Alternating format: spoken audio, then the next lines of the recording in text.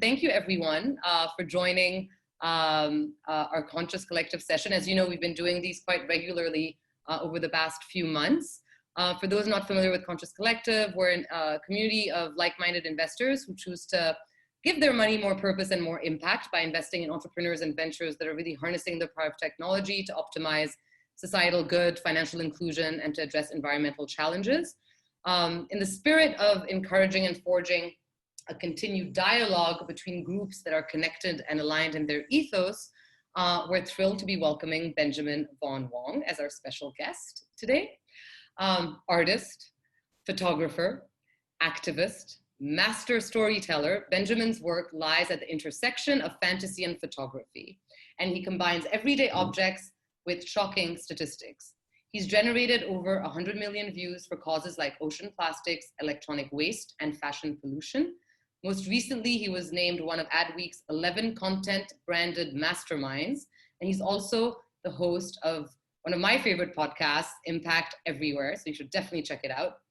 A bit of context as to why I invited Ben. Ben and I have been talking over the last couple of months now, and the reason I invited him to speak is because everyone has a story to tell. Whether you're an individual crafting your investment thesis, whether you're an entrepreneur raising funds, or whether you're a corporate wanting to engage with stakeholders, storytelling is really at the core of what you do. And you can choose to provide or contribute or support stories that will have a meaningful impact. So without further ado, let's listen in to the master storyteller himself, that is Benjamin Von Wong. Good morning, everyone. Thanks for that introduction, Sonia, making me sound like a rock star over here. Yeah. Did you want me to, how's everything going? Oh, everything's fine. Sorry, yes, I guess it's my question to ask you. How are you faring amidst COVID? Obviously, your job entails a very physical kind of aspect. So what have you spent the last couple of months doing? Yeah, speaking of story, I think this has been a particularly interesting time for me, but also I think for many people, the big question that I've been asking is who am I without my story? So who are you in this time where everything that you maybe would have done normally cannot be done in the same way? In my case, a lot of the work that I created was on the in the advertising space, in the event space. I create these large installations where I, collect people around the world to come and do something for their community that they believe in, like basically all the things that you can't do during COVID. So there was this huge opportunity to kind of rethink, well, what value can I bring if not what I do, right? Who am I without my job? Who am I without my career? And I think this is kind of an interesting question to ask yourself. So for me, I think it's a kind of thing you maybe would ask yourself if you went on a meditation retreat. Yeah. But it's just kind of a really extended meditation retreat that's not going to end anytime soon. But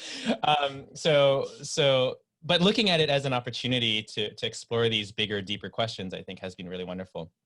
So in my case, I've always wondered, like, how does art scale? Right? How does the impact in art scale? You can create one art installation, you can create one campaign, but ultimately, yes, it can, the piece of art is new for anyone who discovers it, but still you have to continuously create. So where do you go from here? And so I've been particularly curious about figuring out what the underlying value system of art is. Like right now, art is valued based on the output. How much someone is willing to pay for it determines the value of the art. But the value of art, I think, is more around the outcome. So what has changed as a result of this creation?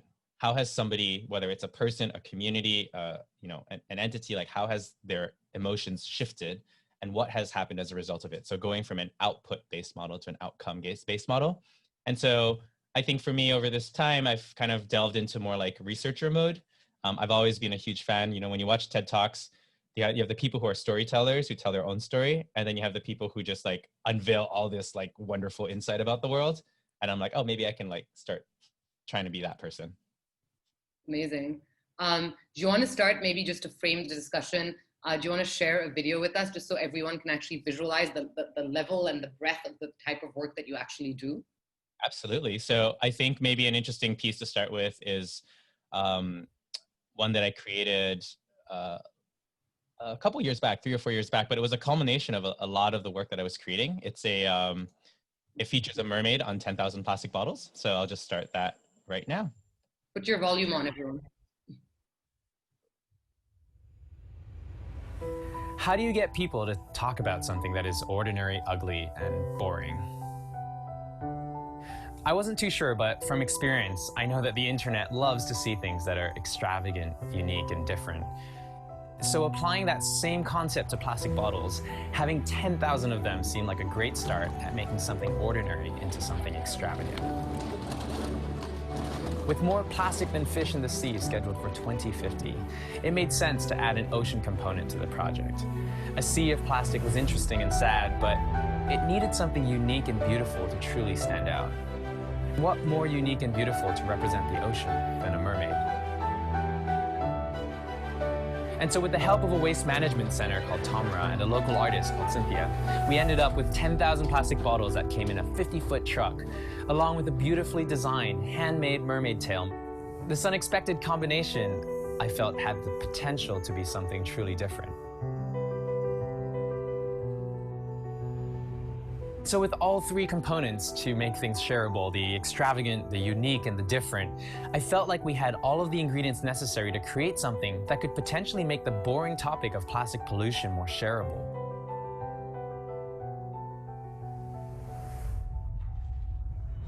As the shoot deadline creeped forward, dozens of volunteers joined us in our quest, contributing whatever they could, from helping us clean and delabel thousands of bottles, to rigging up my camera to the ceiling with plywood and pulleys, to borrowing a 52-inch TV from Costco. For the mermaid, talented artists came together to transform our beautiful model into a believable mermaid. And before I knew it, all the pressure was on me, waiting to see if the concepts would work or just be flushed down the drain.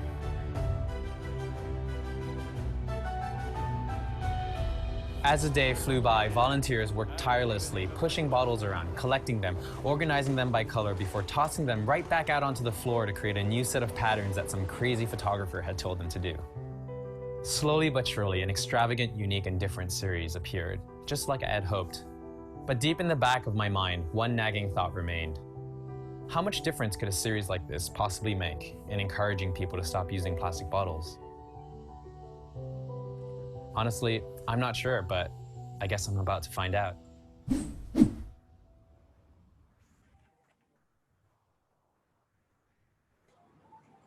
you go. That is the video. Thank you so much. I'm just reminding, since we've had more people join, don't forget that if you have questions that you want Vaughn to answer, feel free to write them in the chat and we pick them along the way. But no, that was fantastic, and you know, we'll share some more videos later. But can you tell us a bit more about your journey, because you've had an interesting path to where you are today? Can you provide us a bit with an overview of what led you to where you are today professionally? Yeah, absolutely. So I had a background as a hard rock mining engineer, so nothing to do with art whatsoever. And actually it was just through a series of random, I think, experimentations. You know, I think one of the most underrated human attributes is curiosity, because it's through our curiosity that we grow, that we discover, that we learn. And because of your curiosity, you become better at something, right? So I think it's something that I've actually been trying to nurture and find. Maybe rather than just go through my journey, I'm going to share a quick 5-minute presentation on like the 2 big lessons that I learned throughout my journey, that I think will make like every person a better storyteller, and hopefully something that you guys can take away with you. Those 2 things are, so well, before actually telling the story, I'll just show a little bit of my earlier work. So back in 2010, I actually bought my first camera because of a breakup. I think breakups are one of those fantastically useful moments in your life where you start questioning everything and you have a lot of time on your hands because you just want to get distracted. And so for me, that was just discovering photography. I learned how to use Photoshop because I was too shy to go ask people how to take pictures. So I would take these photos in my bedroom or around my house and then convert them into something a little bit more interesting.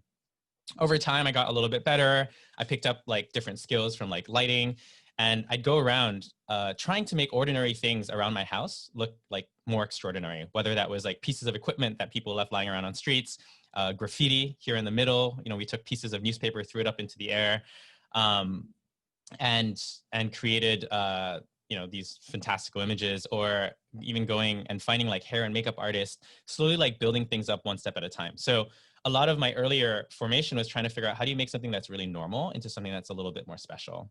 And then over time, I started to figure out that like what I really liked doing was using special effects. There's something about the magic of figuring out how to do something that nobody else knew how to do that I thought was particularly evocative. And so I learned a lot of things that were interesting along the way. On the left, I learned that you could use flour to create this really interesting smoke effect. But flour, turns out you really don't want to do this in your own studio because it's impossible to clean. I learned how to create this like venom-like effect using liquid latex. And I also learned that you don't want to put this directly on someone's face because it rips off the eyebrows and eyelashes. And then I also learned that you can use birthday sparklers to create like light painting effects, and that maybe you don't want to put this too close to someone because you'll burn them. So a lot of like trial and error and experimentation. And I was putting this up on Facebook, on Flickr, which was popular at the time. And one thing I realized going through these experiments, there's like one of these images in particular that stood out. And it was this one. And it wasn't because it was a better photograph than the others. It's because I actually had taken the time to document what I was doing. And so this new girl that I was dating at the time, girls have a really big impact on my life, but this new girl that I was dating at the time basically had a film degree and wanted to like document my exploits. And I was like, oh, who's gonna ever wanna watch this? Like, what's the point? Like, why should I ever share like what I do? She's like, no, let's just try it. And the byproduct of actually sharing how something was created actually completely transformed everything. There's something about like peeling back the veil and showing all the work that goes into something that you create that transforms you instantly from being the guy who just did the thing to the guy who's like guiding others how to do it. Right? When you walk people through your train of thought, you go from being the creator to almost becoming like a teacher. And that shift, I think, is one of the core pillars why I was able to build a following so quickly. Right? Like it seems a little bit obvious these days in that everyone has a following, everyone has a social account, but it's not just about having an account and broadcasting what you do. It's about positioning yourself as a guide. Because if you as a storyteller, let's say you have a company, if you want to take the position of the hero and say, oh, look at my piece of software, it solves the world's problems, then you're not inviting your customers to be the hero themselves, right? And everyone kind of wants to be the hero. But then when you look at like movies, let's say Star Wars, you have Luke Skywalker, who's the hero, but he's woefully unprepared for all the challenges that he has to face. You know, he's going through life and he's screwing up along the way. He needs like an Obi-Wan Kenobi or Yoda to help him through all these challenges. And these people who are the guides are actually those who said, I've done this before, I know better, right? So positioning yourself as a guide is always really helpful. So that's kind of the first lesson that I wanted to share. Now, with this sort of like piece of the puzzle, I quit my day job, I started traveling the world, and I continued creating content. So I was going around and I'd find all these creative opportunities to take photos. I'd build my own costumes. I'd go to more exotic places. I'd work with even more exotic models, trying to come up with different techniques. And I would share all of these online, right? And these were all really great images, but unfortunately, I was never able to spread beyond my silo. So the silo that I was in was photography because I was teaching photography to photographers.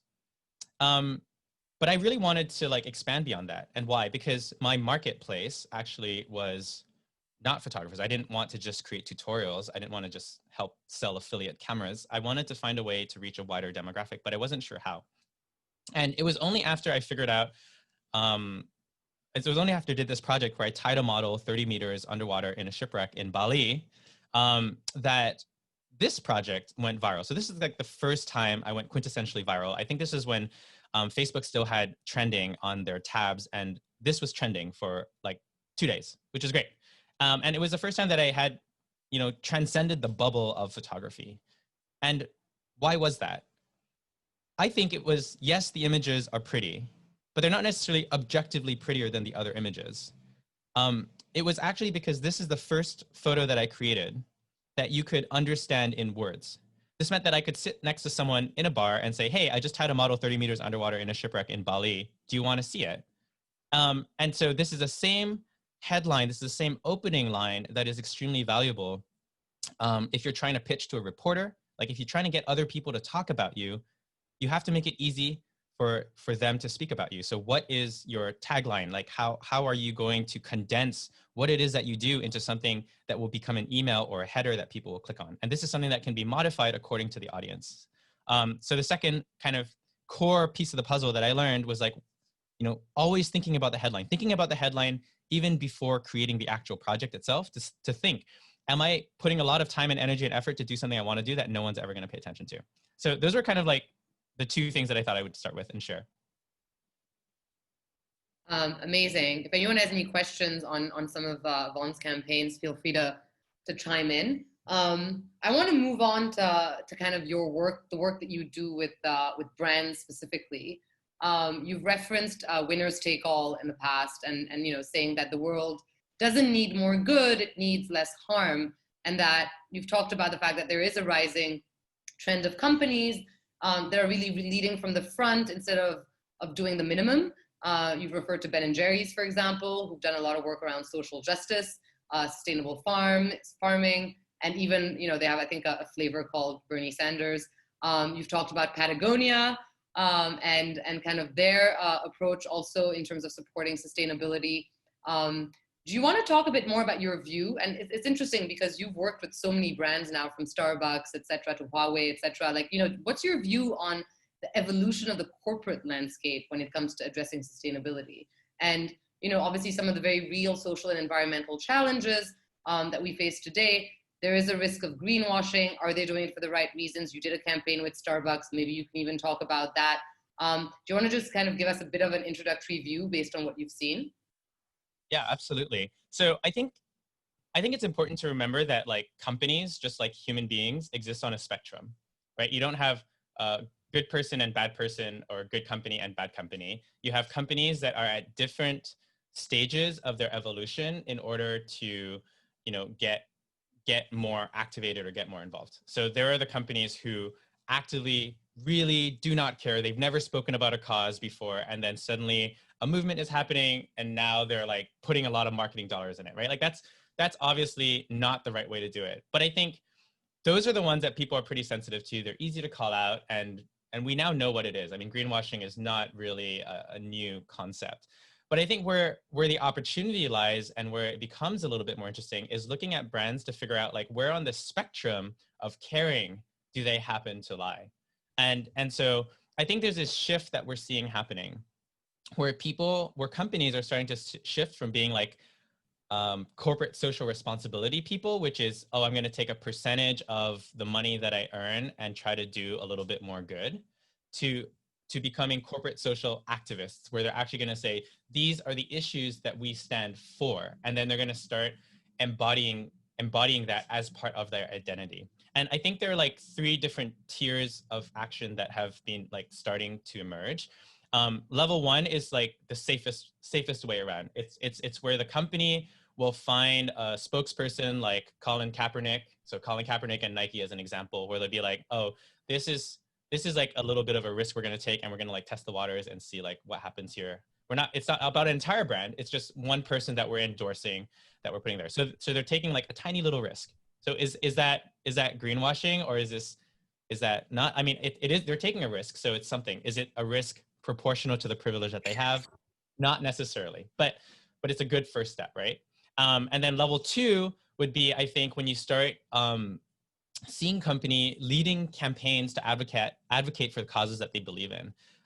We have like REI's Opt Outside campaign, or Ben & Jerry's Stop Hate for Profit campaign, which I think is, you know, been happening against Facebook. Like you have these companies that are leading social campaigns. So they're no longer like just saying like, oh, I'm sponsoring this guy over here. They're actually saying, no, we're organizing ourselves. We're rallying we're putting our power to good use, right? So that's level 2. And then level 3, I think is really like the cream of the crop. That's what we wish the world would be, but the world isn't quite there yet. It's when companies start to directly influence public policy. They're like actively lobbying for something that they believe in. So you would have like Patagonia suing Donald Trump as an example, to protect the public lands, that, you know, because he's kind of revoking rights, you know, to sue a government on behalf of the environment that has like absolutely no tangible benefit to their, you know, their bottom line. Like that's like the tier that we're hoping everyone gets to. So are they at level 1, 2, or 3? Like it really, really depends. And I think one thing to remember is that companies at the end of the day are entities. So depending on who's leading, depending on which group you talk to, one department can be more impactful, quote unquote, than another. Like a brand is just an entity. So it does also come down to the people that we work with. A couple of statistics I feel that are like important to drop because I'm guessing everyone here loves numbers. There's a study that was commissioned by Wonderman, which said that like 79% of consumers aged 18 to 65 wanted like American brands to demonstrate that they understand and care about them. And the same study also found that 89% of American consumers said that they're loyal to brands who share their values. But then on the flip side, you have like when you interview marketers, they say they're about like 20% of them feel like it's appropriate for brands to take like politically active like stances. So there's a gap of opportunity, right? There's like this demand. People really want companies to do more. And then there's like what companies are willing to do. And I think right now where we're at is about trying to close that gap and figure that out. That's really interesting. And I think it's also really interesting because in our audience, obviously we have Dominique from HSBC and Ashish from Kareem, etc. So we have those brand kind of stakeholders, if you will. And if Ashish and Dominique, if either of you want to chime in at some point, like feel free to either raise your hand or write in the chat to give your perspective on kind of where your firm stands and what approach you guys have taken. So yeah, just write in whenever you want. The other question I had for you is that while I understand that there's a whole spectrum, etc., what kind of diligence do you do when you're approached by a brand? Like, obviously as investors, for example, we diligence companies. I tell entrepreneurs to diligence investors. So what kind of diligence do you do when you're approached by, a Nike or a Adidas or a, Starbucks, etc.? And how, like, what's the thought process and whether or not you actually want to work with a brand like that? Yeah, it's an interesting one. So I can speak as an individual because I obviously don't have shareholders in the back of my head, like barking down and trying to keep me in line. So I think I do have a lot of flexibility there. But for me, I just believe that people have the potential to change. And so I'm sort of like against the concept of, let's say, the prison system where you just like lock people up, toss them into a box, and then just, this is their punishment and you forget about them. Like, I think that prison in its essence is supposed to be about rehabilitating them, inviting them back into society. So if you aren't going to be enabling people to change, then what are we really doing? So through that lens, I have to believe, like whenever I receive an inquiry, it always starts from a place of curiosity and hope, right? I am hoping that they have the best of intentions. And the way you judge that for me is just asking why, like consistently, why are we doing this? What are we going to accomplish doing this? What do you like? How are you going to be measuring success? Why do you care about this? How much power do you have in order to execute this campaign? Like can we integrate product and campaign? Like basically just continuously pushing them to figure out where the boundaries lie. And everyone has a limit, right? Like everyone's operating within their confines of budget. But I think by simply always asking the hard questions, you start understanding the landscape of what they're really in the game for. Are they really just in it because they want something flashy and they want a lot of views? And you keep pushing and they're not willing to like budge at all. That's like, a huge red flag. So generally speaking, I think it comes down to risk, right? You really want to find out, is a company willing to take a risk that is proportional to the privilege that they wield? And I think the privilege that you refer to when you're going from a company level to the person you're talking to is within the department that they're in. And so I typically end up with like the sustainability department, they don't wield a tremendous amount of power, but you see how much are they willing to push their peers in order to get their campaigns through. And the reason I still choose to do these campaigns, even though sometimes, they fall closer to corporate social responsibility than corporate social activism, is because one, I need to make a living. And so I recognize that I am rationalizing this to some capacity. Yeah. But two, and I think more importantly, we can't just live in a world where everyone's like Greenpeace and just like complaining about what people are doing wrong. I think you also have to encourage people and show them what they're doing right.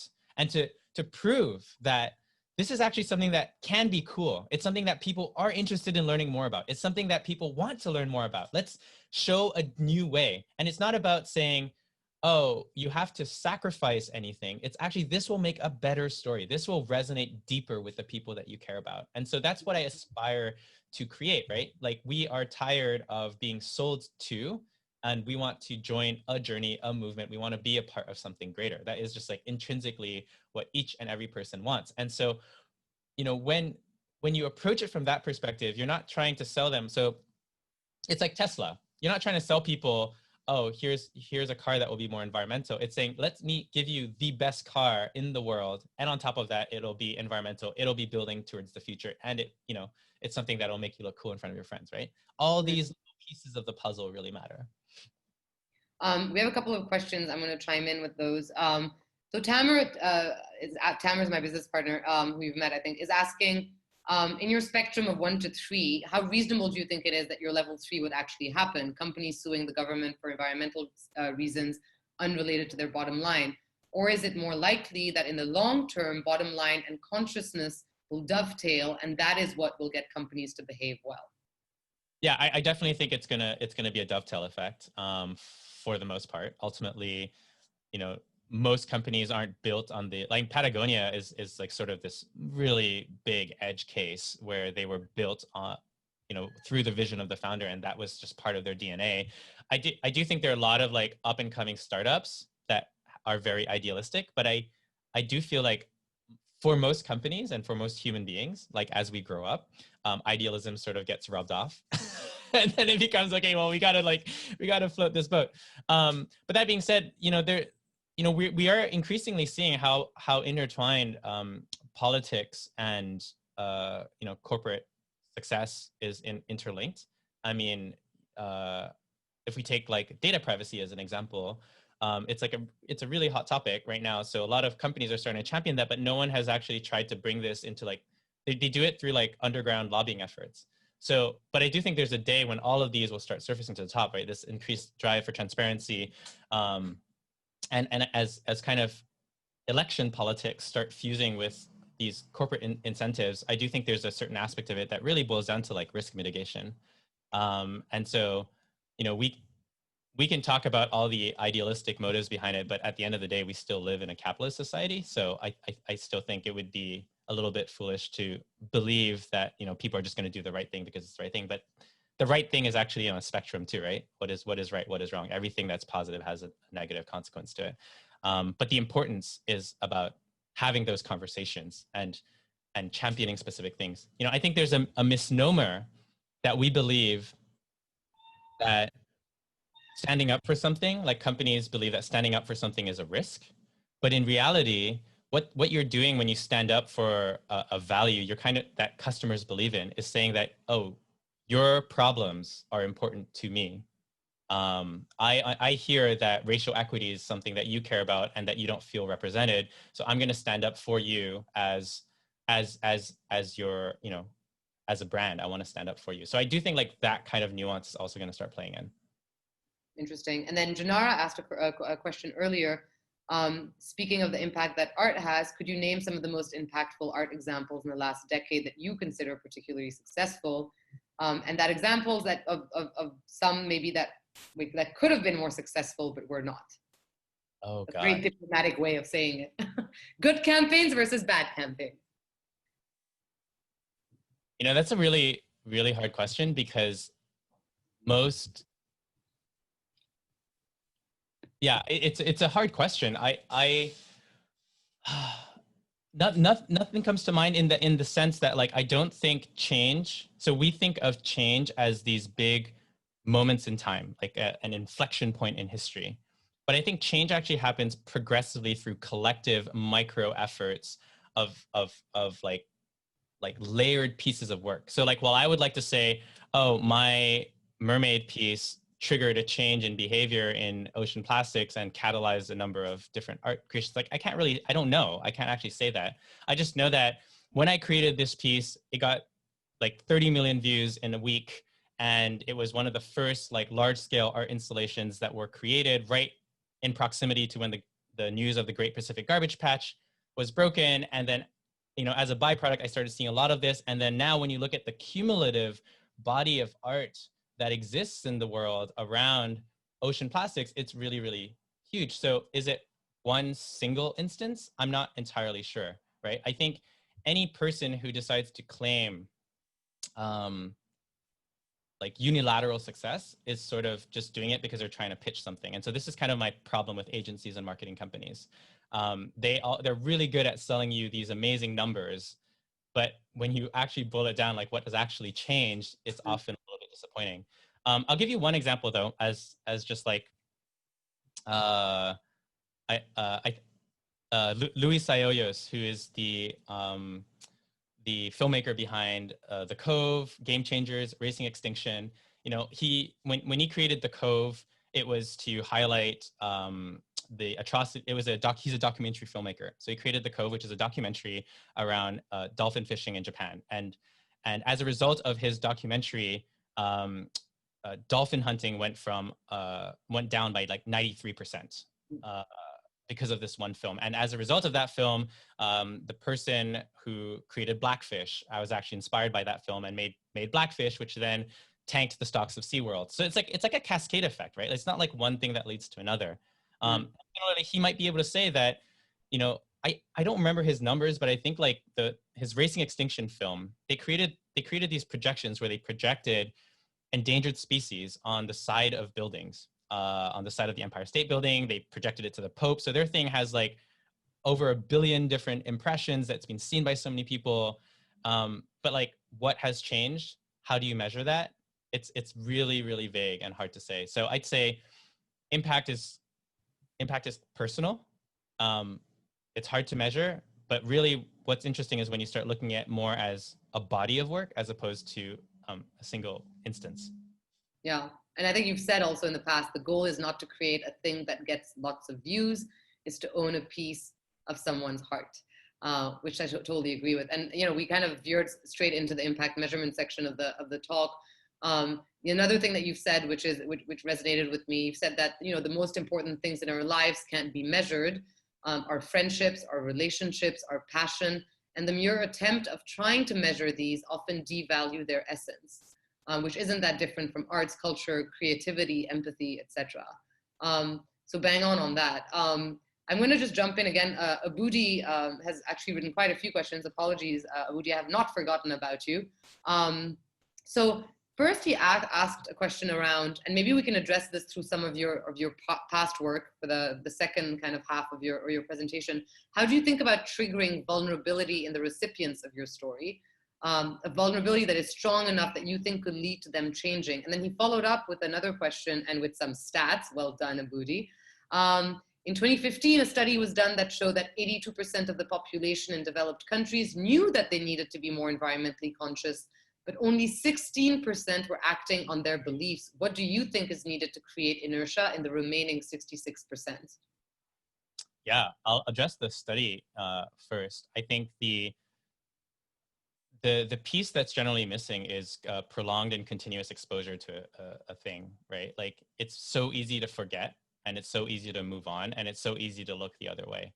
And so, but if it's top of mind, then you're always going to be facing it. I think one of the problems that we face today is a lot of the issues that we are working with are actually invisible. If we think of waste streams, we put something in the trash and then we never see it again. So why should we care about it? It doesn't consciously register as something that we need to consistently be exposed to.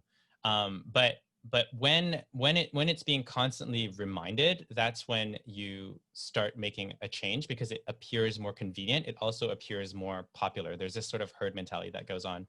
I think when you start thinking of, let's say, veganism as an example, as like a movement, the fact that now we are starting to see more food on the shelves, more products on the shelves. We're starting to see more people trying to eat healthy. When you go and you host a barbecue, there's going to be one person there who's vegetarian. This sort of like prolonged contact, I think, creates this kind of snowball effect that leads to actual like behavioral change. Change doesn't happen in a vacuum. It happens as a result of being supported by your society, your culture, your beliefs. And this is where I think the arts is really important, right? because the arts helps us create that sense of community. And so what I think is a little bit missing is the encouragement of creating entire ecosystems of artists that are designed to push a certain incentive forward. And I think that if we think, like when we think of investment ecosystems and we think of how we can invest in an entire field, the arts are like the easiest way to kind of do that, because people don't make decisions based on facts, right? They make decisions based on feelings. And what generates feelings, right? It's the arts. So I think there's really something interesting there. As for the vulnerability piece, I think vulnerability and authenticity kind of go hand in hand. And so this comes down to the way that you tell a story. One of the things that I actively try to do in my projects is make them as relatable as possible. So in this mermaid video, while you may not say, oh, this is the project I'm going to do this weekend, you were still seeing a bunch of people that were just looking like ordinary people going around doing things. Like everything from the way the camera was suspended using plywood and pulleys was like done intentionally, because I didn't want to like say, oh, I have access to a lot of resources, you don't have access to a lot of resources. It's saying like, oh no, we just like worked at this problem and then we figured it out.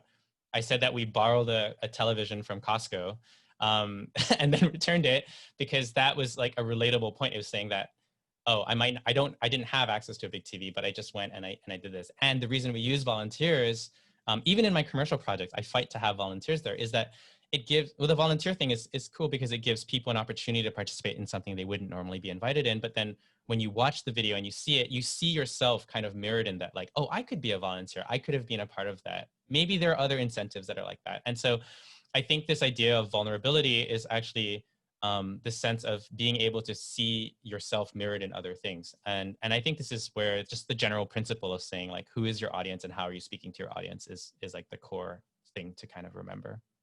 Speaking of audience, do you want to go through some of those campaigns that you did? Because that also ties into some of the questions that have fed in through Nick and Mishal.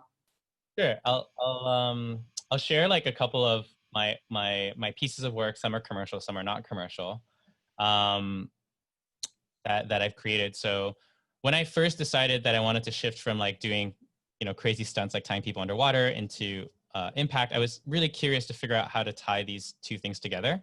So after watching Racing Extinction, actually, I was trying to do a climate change related project, and my girlfriend came up with the idea. Girls again. My girlfriend came up with the idea of using storms as a metaphor for climate change, and so we went storm chasing for 2 months, for 2 weeks, trying to find these big supercells, and wanted to highlight individuals creating, like ignoring the big brewing storm behind them. And this was sort of like not my best project, but this was like my first foray into trying to tie impact and fantasy together. And it showed me that it was actually like, maybe there's something here, because when we talk about generally big complex problems, there's a need for simplifying, right? So simplifying complexity into simplicity using metaphors. And basically every time I would discover a new fact, I would try to figure out how to convert it into a piece of art. So our clothing, I was at a presentation organized by the National Academy of Sciences, and they're saying that our clothing, the clothing that we wear, is made out of polyester, nylon, spandex. These are all made out of plastic materials, which means that when you throw it into the laundry machine and you wash it, it actually breaks down and goes into the water stream. So I think there's a study, 93% of the water that we drink has traces of microfibers inside of it. And these days, I think there was the latest study that was done, which even transcends this, is that they're detecting plastics in rainwater, because these plastic particles are getting, evaporated up into the air and then coming back down on top of us. So I was trying to find a metaphorical way of showing like what was going on inside of our laundry machines. And so we created this monster using like clothing donations from Goodwill that we borrowed. There's like a little cardboard course. It's a very simple project. But I found a group of students that were doing some research in a university, in Georgetown University, and I attached myself to their campaign. And then we created a campaign to tag all these different companies like Whirlpool and Haier, and just trying to say like, hey guys, what are you guys doing to address the issue of microfiber pollution?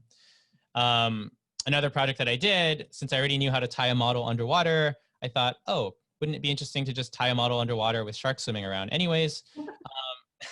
Because, if you already know how to tie a model underwater, why not put some sharks into it? It just seemed like the obvious next step. And And this is the kind of project where you create and people are just like, like no one's going to sponsor a project like this. No one thinks it's actually. Can I just say that for those who are viewing, like this is not a painting, by the way. This is a live photo. And I don't know if you have pictures to show about what's happening in the background. All of you guys in scuba gear, underwater, for God knows how long, with this poor model that's being given oxygen intermittently. It's pretty. Yeah, I don't have it here, but if you guys want to just type Von Wong shark, you can find the whole video of like of what it's like. And shooting underwater, by the way, is hard because you can't talk and you can't direct the model and the model can't breathe. So there's just obviously a lot of logistical challenges. But then when you put sharks in it, it's even harder because the sharks, it's not that they're dangerous, they're just like fish.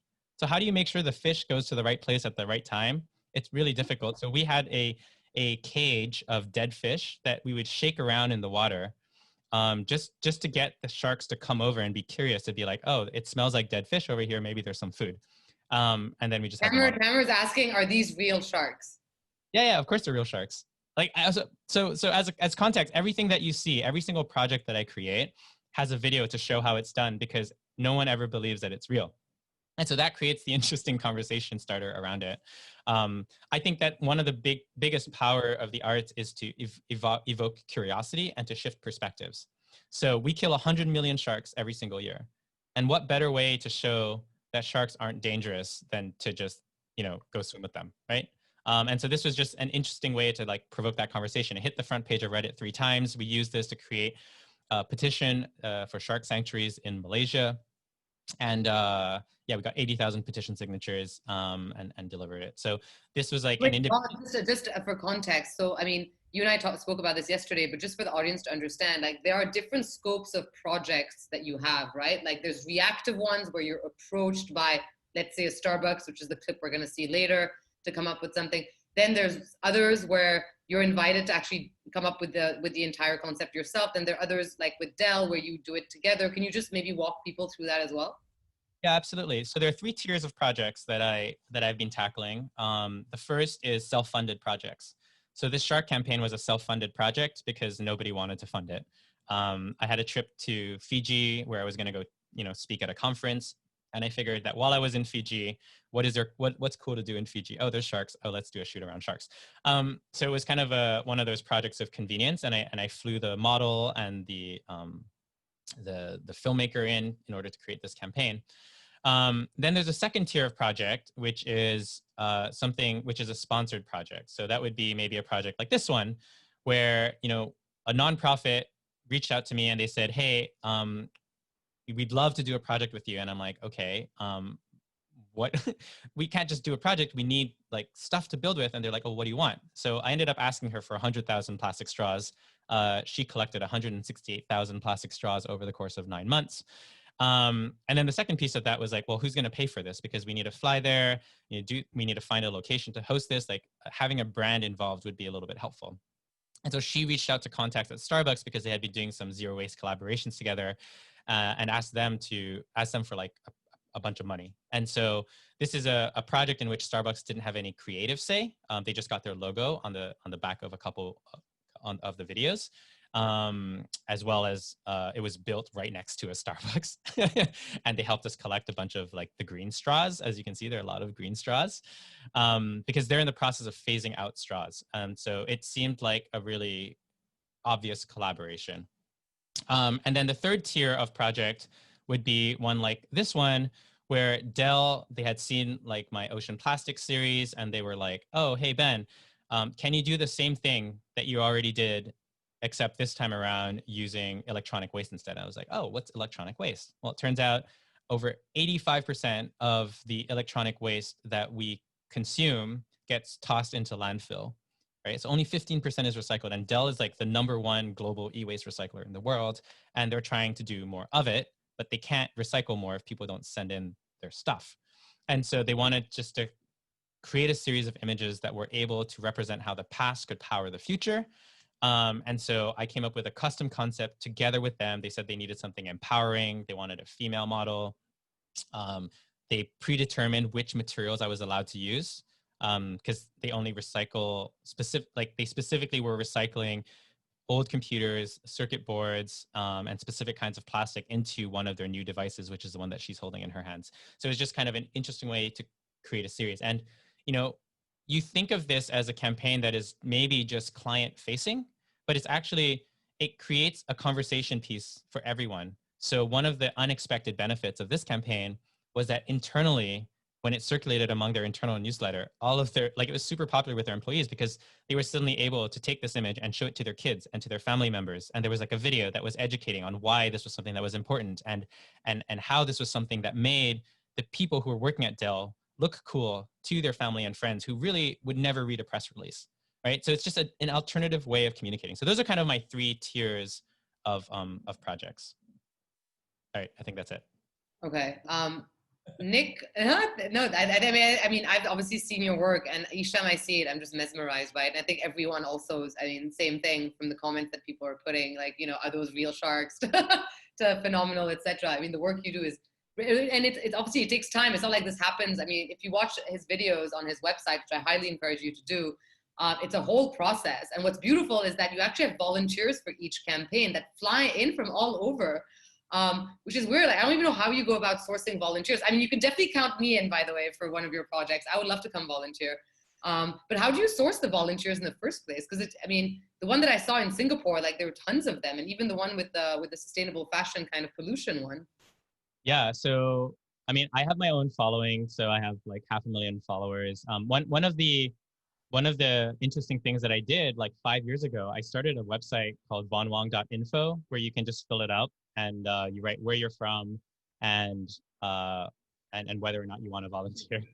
And it's just like a little form. And that way, anytime I basically can go in any city in the world, any major city in the world, and there will be someone that I know, and I can just reach out and send an email and say, hey, I'm in town. Can I crash on your sofa? Do you want to help? You know, whatever it is. So that's like one way I find volunteers. The second way, and I think maybe this is the more useful piece of information for everyone else, is that projects like this never happen in a void.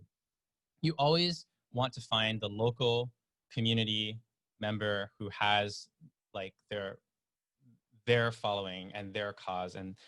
And so when you go to a place, there is already established network of individuals around any cause that you care about. And I think it's all about co-empowerment. So when we went to Singapore to do the plastic cup project that you're referencing, we found that we reached out to like a couple universities that had zero waste clubs and asked them if they wanted to be a participant in this thing, because we were highlighting an issue that they've been fighting on the ground. I wasn't there to take attention away from them. I was trying to bring them into this conversation and say, hey, we're going to be creating this thing, and we're going to be driving a conversation. We're going to be bringing an international audience here. We have the Canadian Embassy involved. You know, is this something that you would like to be a part of, right? So it's about including and involving the local community, and the kind of exchange of that is that you get like a ton of free helpers to come and support what you're doing. So it's actually like a win-win situation. Would love for you to come do something here in the Middle East with us. I'm sure some of our corporate participants, I might be calling you after this so we can get Vaughn to come to this region and do a meaningful campaign. I'm going to just unmute Nick so he can ask his question, because I'm sorry, Nick, but I don't quite understand what you're trying to say. So just a bit of context. So Nick's my cousin. He's based between Hong Kong and Australia. He and his family have this beautiful line of products, which is basically aromatherapy, Ayurvedic line of skincare. We can talk about it. But interestingly, it's the first cosmetic brand that's been allowed in China and that does not involve animal testing. So I'm just going to unmute you, Nick. Hopefully you're still there and you can ask your question yourself. Hey, Sonia. Hey, Don. Hey, Ron. Thanks a lot for the talk. It's been amazing. And thanks, Sonia, for putting me on the spot. I thought I could get away with just writing a message. Very cool work. I guess the main thing I wanted to sort of know is when do you decide, or when is it good to decide when you do something and when you market something, you know, especially when it comes to sustainability. And you know, we always feel like we're never doing enough. So it's always a bit more difficult in that respect to work out, do you message it or do you wait till you're doing more? And when do you decide on that? And is it okay not to message it, just keep doing what you're doing? Or sometimes people, you know, the consumers also want to see those messages as well. So I guess trying to find that line of when you decide on things. I think at the end of the day, it's really, So I have found people to be most invested in tagging along and investing in a process.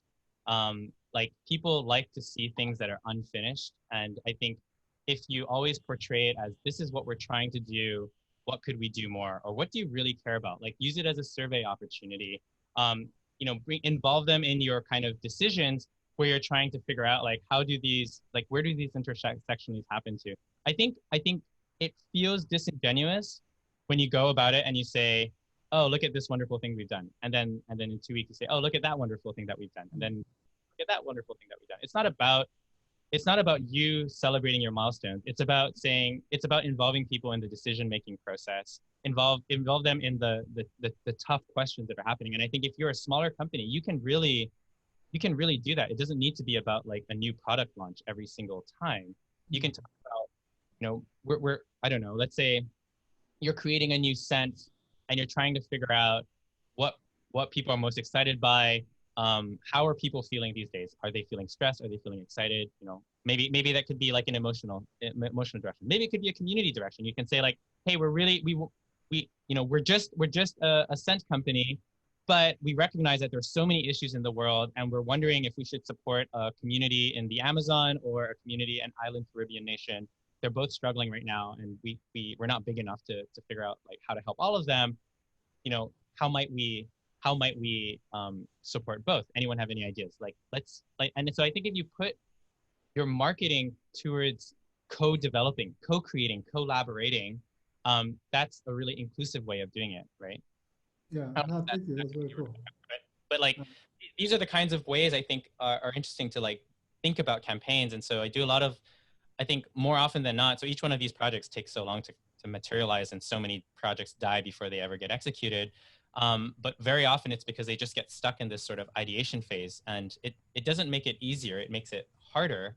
But I do think you get a lot more depth in a world where it's all about just like, oh, I'm just going to create impressions. Yeah, cool. Oh, thank you very much. Yeah, that's pretty cool. Thank you very much. I'll connect you guys, and you can talk more. Tell Von more about what you guys are doing with your work in China. I'm gonna mute you, dear cousin. Thank you. All right.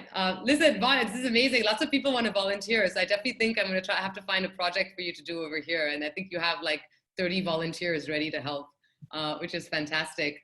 I want to talk, and I'm mindful of time, but I do want you to talk a bit more about your podcast as well and how that came about, because you had some amazing speakers on there, and it's kind of my go-to now in the mornings when I'm on my stationary bike trying to exercise and I listen to your podcast. Do you want to tell us a bit more about kind of the story behind that, and also the types of really interesting people that you've had on it? Yeah, absolutely. So the podcast is called Impact Everywhere. You can go to it on impacteverywhere.org. And basically, when this whole pandemic situation started happening, I realized that one of the things that's most important is for me to stay inspired. So I like to spend a lot of time thinking about what I can do to motivate myself. And so serendipity is really important to me. Conversations with people that inspire me is really important to me. And so how can I keep myself accountable to my own inspiration? And so I just started a podcast because all you need is a microphone and a Zoom conversation. And I started looking for the kinds of people that were interesting to me. And this was at the time where I really wanted to figure out how to better measure the impact of art, and to figure out how does art and creativity materialize in different industries within the impact space? Like what is the role of art and impact, and where can I find it? And so Impact Everywhere explores positive impact in unexpected places. We have anyone from Luis Hoyos, the Oscar-winning filmmaker that I mentioned earlier. There's a NASA scientist that came on board who talked about the importance of creativity. Actually, like the reason we all have a planet to live on is because some random scientists were pursuing their curiosity and discovered the fact that the ozone layer was dying. And if there was no ozone, like no one could be outside by 2060. And so the reason we're alive today is because some random scientists were looking upwards for no reason, just to wonder what this like invisible layer of stuff was. I've talked to human trafficking survivors that have, very unique perspectives on justice. So like, what does it mean to get justice? We think of justice as putting someone in prison, but what does justice actually mean to the individual? The youth activists, spoken word poets. There's just like a really broad diversity of people. And so that's been really cool for me to like stay inspired and involved. The other thing that I started doing, and I guess I might as well show this here. You guys can look at the camera. I started creating these little like, oh, it's not focusing, dioramas like this, which are just like paper art. And then I put like lights behind them. And this kind of like allows you to create these like cool little stories. So just depending on like the lighting and the little paper cuts. So they're not as epic as my big installations, but I figured I could make miniature versions of my installations while I was kind of stuck at home. So it's just kind of like regaining control of creativity and finding different ways to experiment and explore has been really good.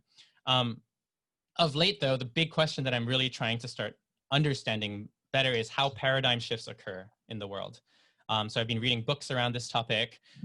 So within the scientific community, let's say the discovery of, moving from heliocentrism. So how do we go from like believing that the sun revolved around the earth to the earth revolving around the sun? What was that cycle like? How long did it take? Or discovery of oxygen, what was that like? And you start noticing that there are actually 3 phases that happen.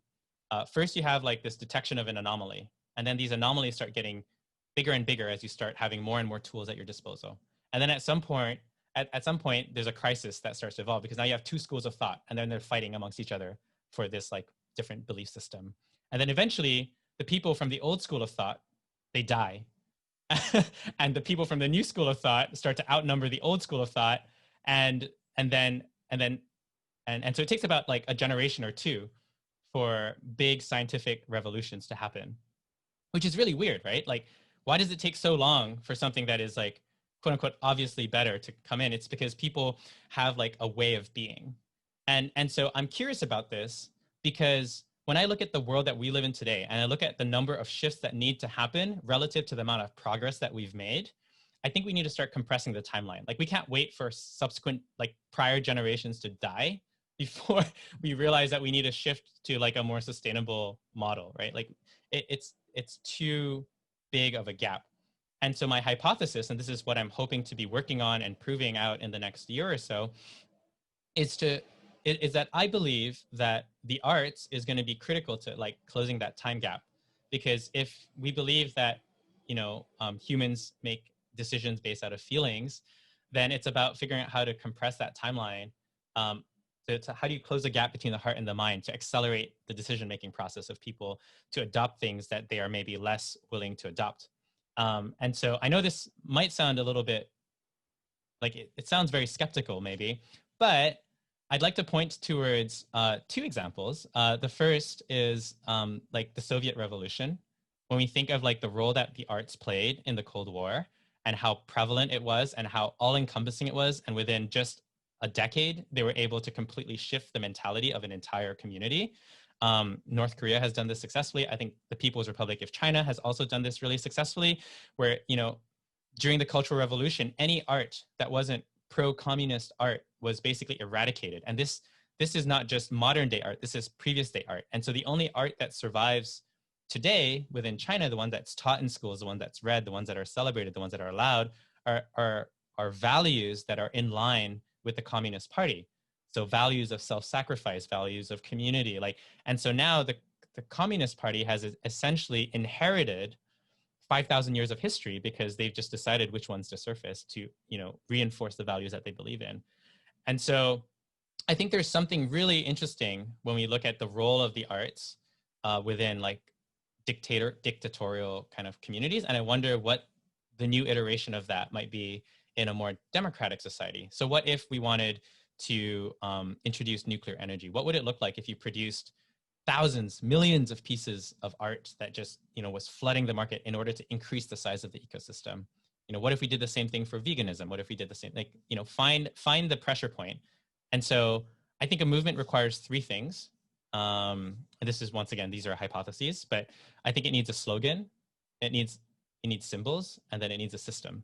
So it needs a slogan like "Make America Great Again," something that everyone can understand, agree with. It can mean a lot of different things to a lot of different people, but it's a slogan that people can rally behind. It has to have a number of symbols. So I think Donald Trump did something genius. Like he has his like red hat, but then on top of that, he's basically hijacked patriotism. So he hijacked the American flag.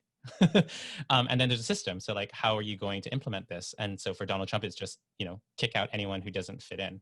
And so it's a tearing down model, which works really well. As kind of a more positive example, you have maybe Kate Raworth's donut economics model that I think is really inspiring. Her slogan is an economical model for the 21st century. The symbols that she has are all the donut economics around like all the visualizations of what this could look like. And she's got a ton of visuals around this. And then she has a system, like an alternative system to propose, which is the donut economics model. And so I wonder if like all different movements follow the same pattern. And so if that is the case, arts can play a role in really adding more symbology into a transition. So anyways, that's where my head is at right now. And so the pandemic has been a wonderful opportunity to do a lot of thinking and a lot less doing. Amazing, amazing. No, I think there's so much food for thought in everything that you just said right now, especially because we're co-hosting this with Our House, which is a collaborative space for creatives in Saudi specifically. So hopefully the artists who are on the call right now are listening in, and obviously we're recording this. We'll also share with those who can make it. We did have a question from one person, and some of it you might not want to address, but how much does it take to do one of your projects, and how long does it take? You don't have to answer maybe the cost question, because I'm sure, maybe there's a ballpark figure, I guess, that you could provide, but how long does it take? I mean, you don't do this even in just 2 months, right? It takes much longer than that. Yeah, so the funny thing is, so cost is very relative, right? So the Mermaid project cost me $600 because all I paid for was People's Pizza. And everything else, like I just figured out how to like, fill in all the gaps. But then like a commercial project, like the Dell project, it's 6 figures. And so it really depends on what we're trying to do. So I make my revenue, or I have traditionally made my money from creating these large scale art installations. And so I basically earn money like 2 or 3 times a year. And then there's a lot of different pieces of the puzzle that need to be hired, quote unquote.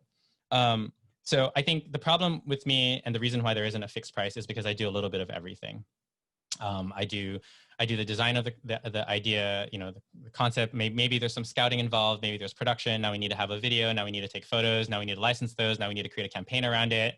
Now we need to create associated assets. Now I have to go speak at a couple conferences. So like every single one of these are like modular elements. So I don't think like looking at this as a widget, as like a thing you buy, isn't really accurate. It's more like an entire campaign. And out of that campaign, which elements are you looking for? And within the elements of what you're looking for, what do you already have access to? So, so with Dell, for example, they provided all the electronic waste. We didn't have to go out and buy it. We didn't have to source it. All these were things that were already provided. Incidentally, the location was also provided to us. And so these are things that like lower costs. In the reverse, like after I created my straw installation, companies have been coming up to me and they're like saying, hey, can we create a straw installation? I'm like, are you going to collect the straws? And they're like, oh, we thought you could figure that out. I'm like, oh, great. So I have to figure out how to collect, 100,000 straws. Like, how much is that going to cost? And so I think, people sort of look at it as a very like singular activity. I do have to say though, that although my projects are really interesting, they don't like I said in the beginning of this presentation, it's like, they don't scale. And so for me, I find it actually more interesting to figure out who wants to think together about what the future of art can look like. How might we redesign what an artist residency could be?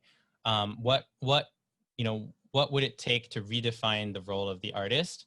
And could we then also create, instead of creating one piece, which is what I do, which is not effective. Like the work that I do is not effective. Like I don't recommend hiring me. If you could hire 1,000 people, 1,000 people who are local, who are connected to the issues, who are relevant, and like uplift that entire community, I think there's something really there. So yeah. Maybe we need bonds to guide, as you said earlier today, right? Maybe there are 100 kind of local people who could do it, but maybe they need that visionary and that kind of creative director, if you will, to kind of guide them and teach them eventually, right? So, wow, I love it. Abuti's messaging me. I'm wanting to do a follow-on session. Yes, we will, Abuti, because Von's amazing, and I think a lot of people want to hear you speak a bit more. One last question, and then I would like to end with the video. So it's a question off of Janara's that she asked earlier. Top 3 companies that you would want to work with, wish list wise. maybe we can make it happen for you. So go all out. Yeah. So, I mean, so to build back on the last question, I'm actually a lot more interested in shifting the way like an entire operation is done as opposed to a single company. So I find collectives really interesting. So like the United Nations as a collective is interesting. If you were able, or the World Economic Forum is interesting as a collective, because they would represent a host of interests. I think if we can, instead of promoting one brand, because if you promote one brand, you're promoting one product, you're promoting one way of seeing the world. What's a lot more interesting is promoting an entire ecosystem, right? Like or a country, right? Let's say like China was like, okay, we want to talk about how green we are. Let's create an entire initiative that we're going to be rolling out over 5 years where we're going to be flooding the market with this kind of stuff. And any company that's a part of this thing, anyone who's mission aligned, let's all push towards the same direction. So I actually think it's much more interesting to think bigger instead of thinking smaller.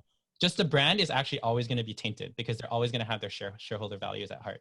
So I see the brand work that I've done is just a stepping stone. It's going to be a lot more interesting once we can get everyone else on board. I mean, you could argue also that the ones who really need someone like you are the NGOs or the impact startups.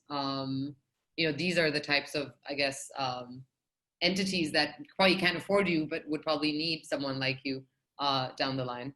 Yeah, but it's so much of creativity is not about the actual like end product. It's about the process itself. Creativity happens on the intersection of worlds. It's when you put people who aren't supposed to be together in the same room. And so I believe that like there could be this really, really interesting role that the arts plays in order to bring disparate parties together in order to co-create. So so if I also want to like remind everyone that like I'm not really creating anything right now. I'm just doing a lot of thinking. And so if anyone wants to just have a conversation, wants to dive deeper, I do a bit of consulting on the side. Like there's just any kind of thinking or development around this idea is something that I'd love to be a part of anyways. So I love the work that you guys are doing together too. Like you're really embodying the spirit of community. And it's kind of the same thing that I envision. You can't just say like, oh, Sonia, I'm going to be the like richest person here and I'm going to change the way things work. It's like, it doesn't work that way. You have to like build a collective of individuals who are like-minded and bring in the relevant stakeholders. So I see my role as hopefully something similar. Yeah. And not only that, I mean, I think what you and I have talked about before is also all these silos, right? It's like you're doing your own thing in your silo. I'm doing my own thing in my silo. And that was kind of the purpose of this session for everyone who's listening in and joined. Thank you. Is that we want to start bridging these silos, right? We want to start having dialogues between the art community and the investor community and the government community. Janara just mentioned the government and corporates, etc. And so we need more of these dialogues rather than just sitting in our respective echo chambers, because that's really, as you said, where the creativity and the collaboration comes into play and the impact ultimately can be felt. And so on that note, I would like to thank Benjamin Von Wong, because he is an amazing, amazing, amazing human being.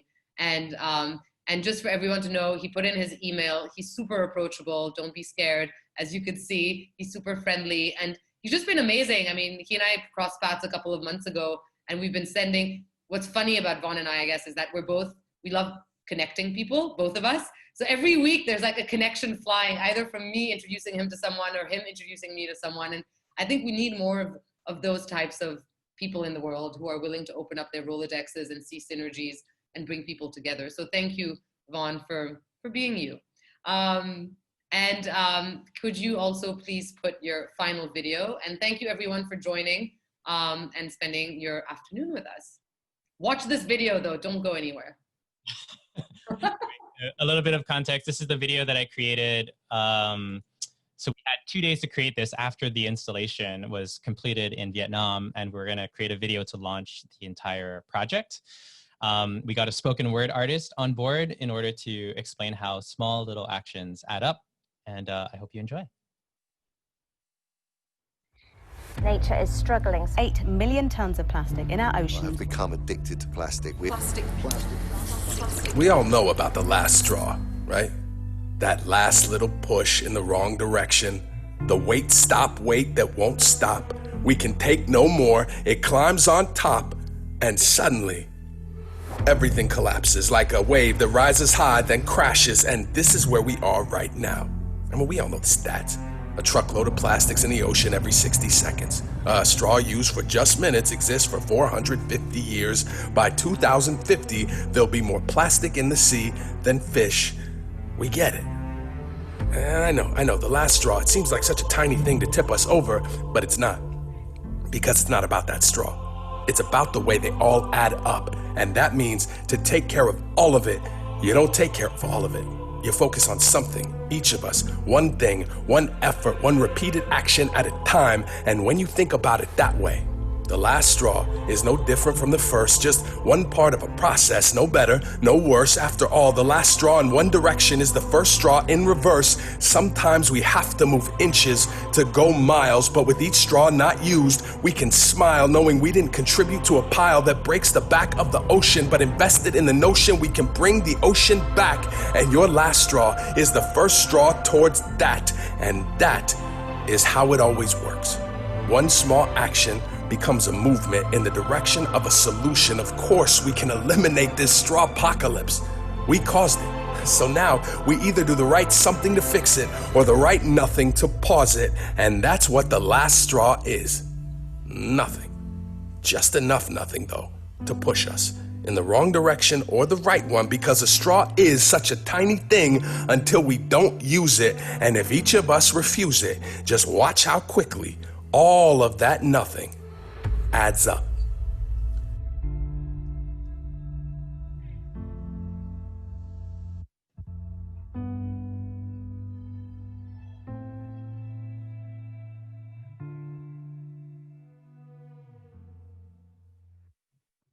So that was the Starbucks one? That was the Starbucks one, yes. I didn't even see the logo. Wow, it's so discreet. It's like tiny. Actually, if you watch the video on YouTube, it'll appear like at the end for like a second. Very subtle, very subtle. They didn't want too much because I think they were seeing it as a risk, because there's a blowback potential, right? Because Starbucks produces a lot of waste, and even though they're making moves towards, like, this is like level 1, like really early level 1, right? They're trying to work towards doing more, but they're struggling with scale as most people are. So amazing. Vaughn, thank you so much for waking up early and joining us on this journey. I think it was super insightful. We all learned a lot. Keep shining, my friend.